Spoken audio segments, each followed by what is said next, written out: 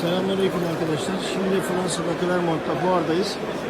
Salers ırkı ile alakalı bir röportaj yapacağız.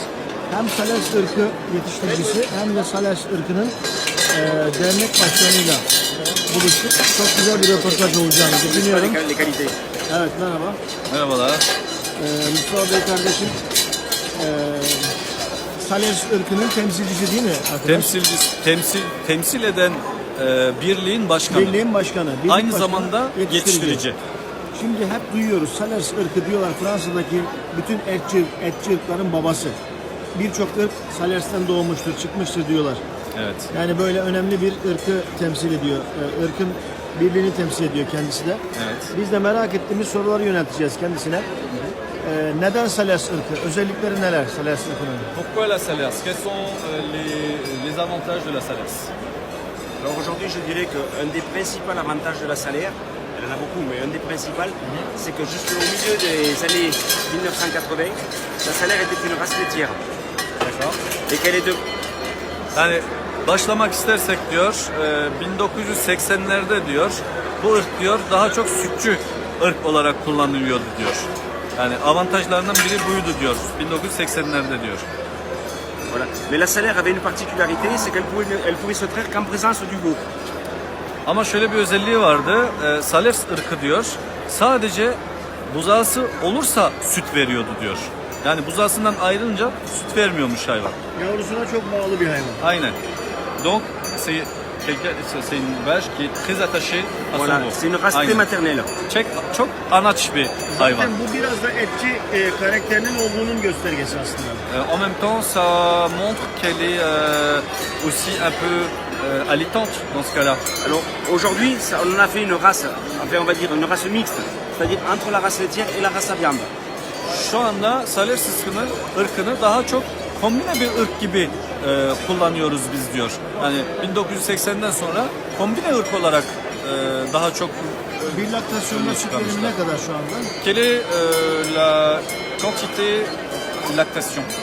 Alors aujourd'hui, on a du mal à mesurer la quantité de lactation puisque 99% des vaches salaires, ce sont des vaches qui nourrissent des veaux. On en a fait une race allaitante, donc on ne la traite plus, enfin on la traite quasiment plus.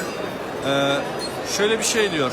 Şu anda diyor biz ırkın sütçül yönünü diyor hesaplamıyoruz diyor. Çünkü diyor %99'u diyor artık diyor buzağısına süt veriyor diyor. Yani sağım yapılma çok azmış. Yani seleksiyon etçi ırklara doğru kaydığı Aynen, için seleksiyon yönlendirme artık bir sağır hayvan gibi muamele görmüyor, bir etçi hayvan gibi muamele görüyor. Peki fazladan süt üretiyor olması buzağısı için bir sorun teşkil ediyor mu? Vous nous avez dit que la vache est aussi également laitière. En produisant trop de lait, est-ce que ça engendre pas des difficultés au niveau du veau enfin, voilà. Fazla süt içmek kaynaklı ishal olmak gibi veya annenin tam olarak sağılmamasından kaynaklı mastitis sorunu yaşamak gibi. Donc, comme des maladies de mastite au niveau des mamelles ou des veaux qui ont beaucoup De diarrhée ou comme ça. de diarrhée, c'est ça. Alors aujourd'hui non. Aujourd'hui ce qu'on peut dire, Hayır. c'est que la race s'adapte aux besoins du veau. Şimdi bugün diyor bir La vache s'adapte. Salers ırkı diyor. Sen onu diyor etçil olarak yönlendirirsen diyor hayvan diyor kendini güncelliyor. Yani kendini ona doğru ayarlıyormuş. Yani sadece buzağı beslediği için süt miktarını Azaltıyor. Azaltıyor. Zaten bir de süt alamayacağımız için biz eksik besliyoruz. bir de o var Bir de tabii. o var. Yani Sütçü gibi Bir beslemiyoruz yönlendirmeyi biz yapıyoruz, bir hayvan yönlendirme yapıyor. ve ortasını buluyor. Yani hayvan kendini ayarlıyor. Voilà. Aujourd'hui la race salaire, elle fait partie en France de ce qu'on appelle des races rustiques. Şimdi Fransa'da rustik dediğimiz yani eski ırklara rustik diyorlar. Bağışıklık sistemi güçlü olan, dayanıklı olan ırklara rustik diyoruz ve Salers rustik ırklardan bir tanesidir. C'est-à-dire que c'est une vache aujourd'hui qui vèle toute seule. Tek başına doğum yapan hayvan. C'est une race qui aujourd'hui peut nourrir un veau, on va dire un mâle broutard, jusqu'à 350 kg rien qu'avec son lait et pourvu qu'elle ait de l'herbe à manger, sans complémentation. D'accord. Ve bugün diyor bir Salers inek diyor buzağısını diyor 350 kilo olasıya kadar yani buzağı 350 kilo olasıya kadar sadece sütüyle besliyor. Hiçbir Katkıya katkıya ihtiyacı yok. ihtiyacı duymadan sadece otlanarak, ot yiyerek yani. Maliyet düşük, sıfır yani. Maliyet düşük. Sadece ot yiyecek, hiç buzağı başlangıç yemi, buzağı büyütme yemi yok. Yok. Buzağı 350 sadece kiloya süt, kadar anne sütüyle, sütü ve otla, bu aşamaya 350 gelebiliyor. 350 kiloya geliyor. Peki bir yetiştirici neden Salers yetiştirsin? Cazibesi, artıları ne?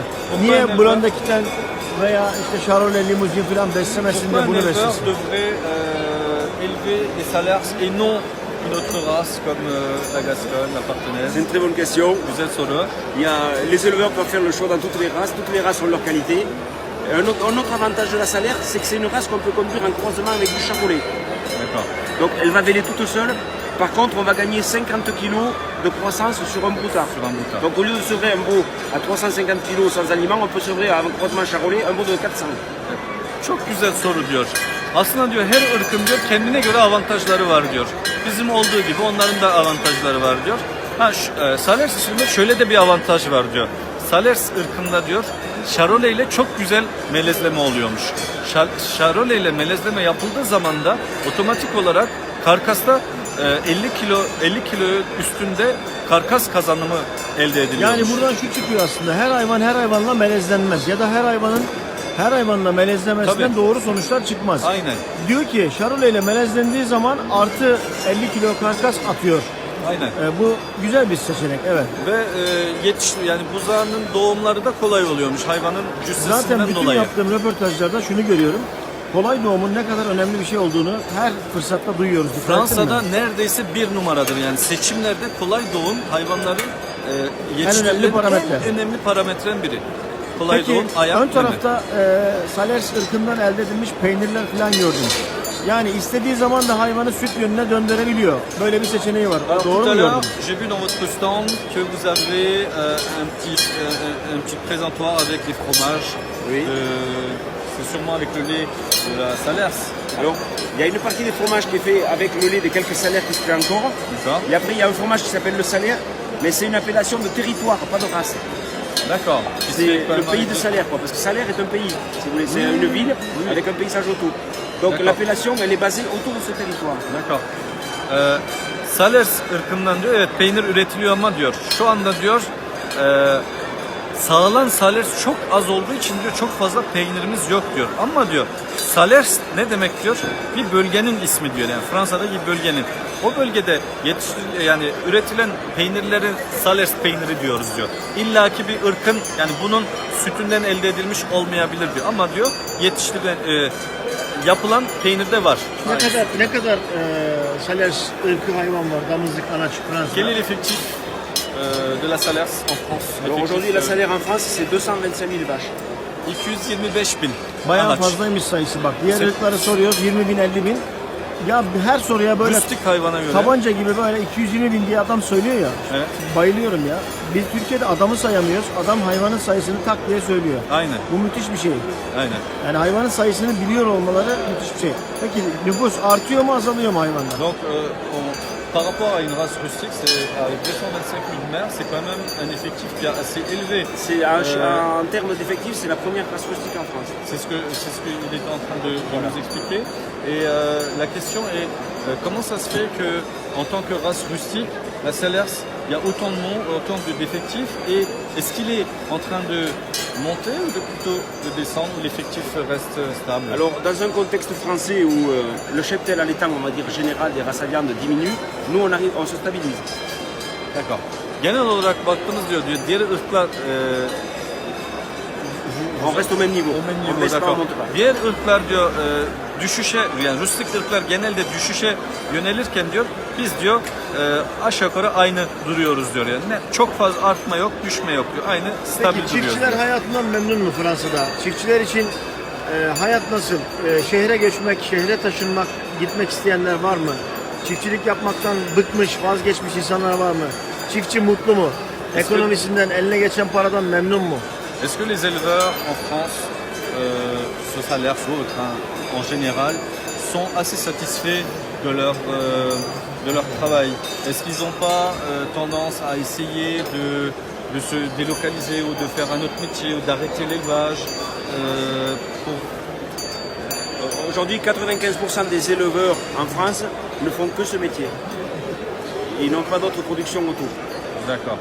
Et notamment en race rustique, parce que les races rustiques en France, Mais ils veulent pas arrêter en disant on gagne pas d'argent ou quoi que ce soit. mais c'est-à-dire que depuis 2 ans, c'est un peu plus compliqué, puisqu'il y a les sécheresses qui s'enchaînent. Il y a le contexte un peu du CETA avec la viande qui va rentrer du Canada, qui fait un peu peur aussi. Donc ils sont pas vraiment satisfaits de leur métier. Leur métier en France est très dur. C'est dur, mais ils gardent quand même. Voilà, je dirais que l'élevage dans le cœur des hommes en France, c'est un gène qu'ils ont à la naissance. Yani Je sais pas comment on peut le traduire. şöyle bir şey diyebilirim diyor. Şu anda diyor 2-3 yıldır diyor iklim şartlarından dolayı meralarımız daha otlakları azalıyor diyor. Daha maliyetlerimiz artıyor diyor çünkü daha erken hayvanları içeri alıyorlar. Yemlemeleri kendileri yapıyorlar. Bundan dolayı diyor bir de yurt dışından da et ithal edilme, daha ucuza et ithal edilme gibi durumlar var diyor. Bundan dolayı diyor artık çok fazla para kazanmıyor ülkemizdeki yetiştiriciler ama diyor şöyle bir şey var diyor Fransa'da diyor genetik olarak diyor insanlar diyor yetiştiricilik yapan insanlar diyor bu işi bırakmıyor diyor. Yani bu işi geninde var diyor.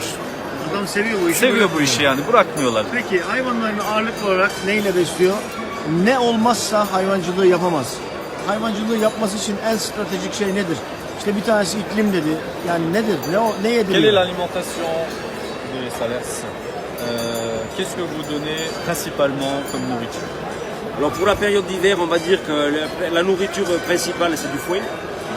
Kış döneminde kuru ot, foin dediğimiz kuru ot Et pour l'été, c'est de l'herbe au pâturage. ve yazında merada yaylım. Yani her şey ota mı bağlı? Donc vous nous dites en fait c'est de l'herbe. Mais c'est de l'herbe, pour la période d'hiver, c'est de l'herbe à condition de la récolter au bon stade, du bon foin. Et pour l'été, c'est de l'herbe à la pâture au fur et à mesure qu'elle pousse. Tabii diyor birinci etap diyor yani kuru ot da diyor ilk zamanda biçilmiş düzgün kaliteli ot diyor. Sonra da diyor yaylım diyor. Yani her ikisi de ota bağlı. Her ikisi de ota bağlı. Buradaki cazibe tümüyle ota bağlı. Ot Aynen. yoksa bu adamlar yok, bu hayvanlar yok. Öyle. Sadece milliyetçi, bu işi seven, genetiğe önem veren insanlar para kazanmıyor olsalar da bu işi yapmaya devam ediyorlar. Aynen. Farklı ek gelirlerle kendilerini kurtarmaya çalışıyorlar. Aynen. Son 2 yıldır da galiba ciddi bir kuraklık var. Fransa'da ciddi bir kuraklık Enteresan var. bir şey söyledi. Dışarıdan et ithali. Yani bir Fransa bile dışarıdan bir et ithali korkusuyla yaşıyor yani. Aynen. Bir de nereden geliyor et? Yani Avrupa'daki yetiştiriciler, Fransızlar böyle çok iyi para kazanıp da çok güzel yaşamıyorlar. Refah altında içinde değiller yani öyle İthal diyeyim. et nereden geliyor? İthal et. Quel pays arrive la viande On nous a dit qu'il y a eu l'importation de viande. Et bien là, il y a des échanges qui se font en ce moment, des échanges commerciaux, notamment avec le Canada, Kanada'yla, l'Amérique du Nord et le Kanada'yla Mercosur, l'Amérique du Sud. ve Güney Amerika'dan. Peki bir yetiştirici birliği başkanı olarak ithalatla alakalı düşüncesi ne? Qu'est-ce que vous pensez de l'importation en étant président d'une association comme ça vers d'autres? Eh bien, je trouve dommage que, enfin, je ne sais pas si vous connaissez un peu la société française, vous vivez en France. J'ai beaucoup vécu en Voilà. France, oui. Aujourd'hui, les consommateurs français veulent manger un produit qu'on leur garantit sain, avec de la traçabilité. C'est ce que font les éleveurs en France. D'accord, Alors qu'en Amérique du Nord, on est encore à l'époque des hormones, des antibiotiques d'accord. et des feedlots, des animaux engraissés en masse. Dans l'esprit du bien-être animal, on n'y est pas du tout. Şimdi diyor Fransız müşterisi diyor et yiyen Fransızlar diyor genelde diyor etin kalitesine bakar, etin böyle nereden geldiğini öğrenmek ister, yetiştirin böyle doğal Adam yetiştirmeye Müslüman bakar olmadığı diyor. halde, Ama helal diyor- bir şey, helal bir zihniyeti olmadığı halde adam lezzete ve etin nereden geldiğine çok önem veriyor. Çok önem veriyor. Önemli bir nokta. Evet. Ve bizim diyor yani iyi bulmadığımız şey diyor böyle yurt dışından gelen etler diyor nasıl beslendi, hayvan refahına bakılmadan Evet. hormonlarla, antibiyotiklerle beslenip yoğun besi yapılan hayvanlar geliyor buraya Bu diyor. adam ithalata karşı yani birlik başkanı olarak. Donc, Öyle mi diyor? vous êtes contre l'importation de viande dans ce cas-là, à ce qu'on comprend. Mais je ne suis pas contre. Mais je dis qu'il faudrait limiter les importations. Et je comprends qu'il y a une catégorie de la population qui n'est pas les moyens de s'offrir de la viande, on va dire, de qualité.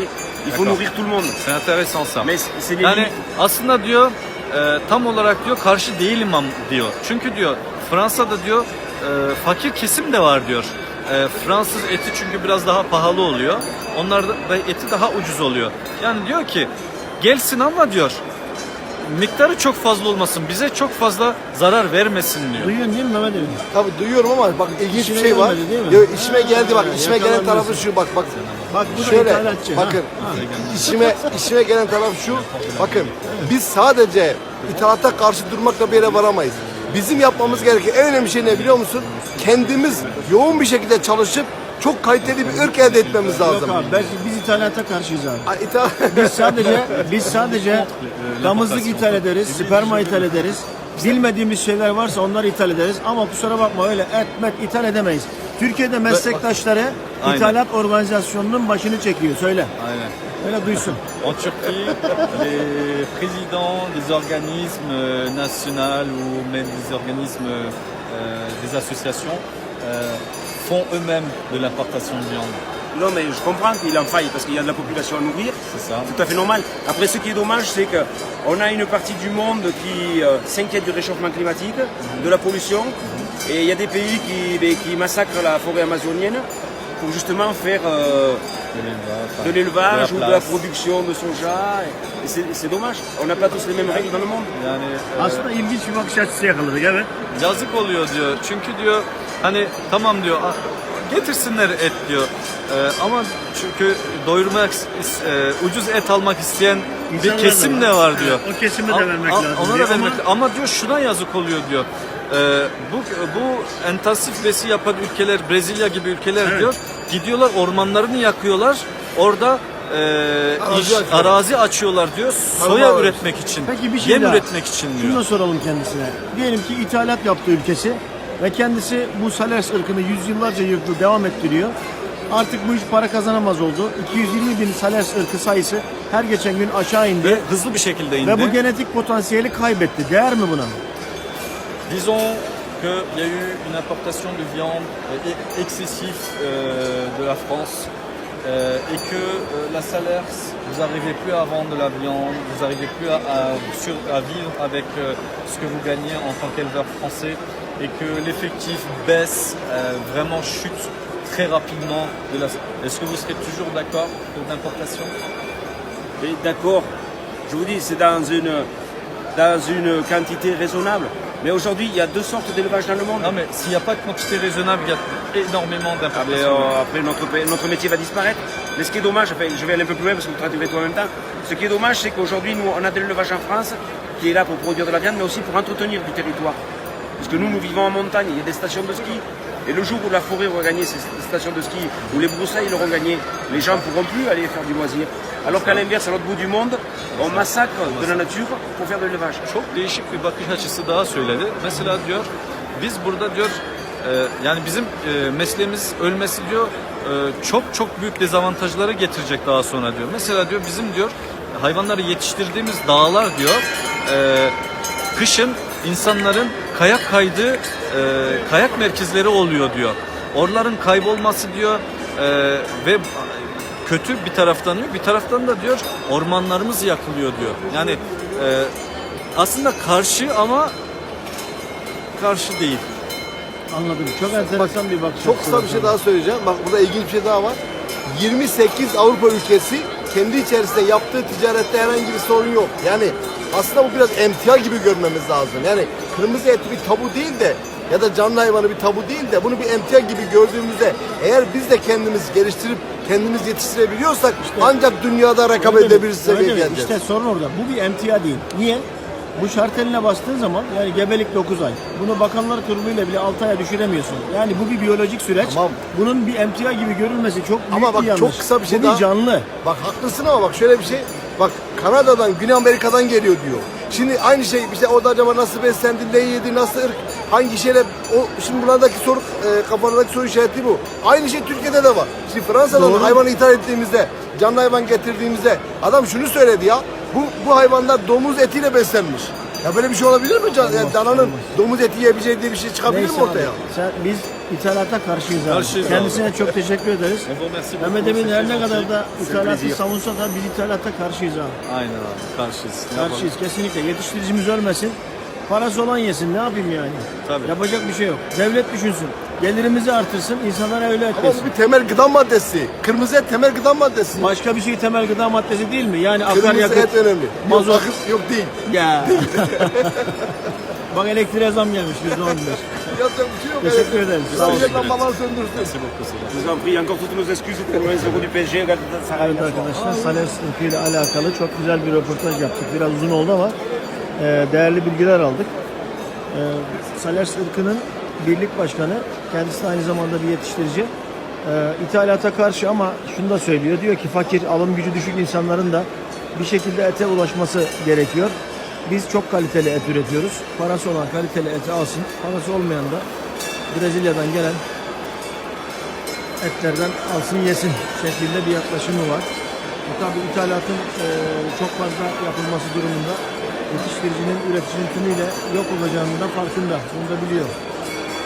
Evet, hoşça kalın. Allah'a emanet olun.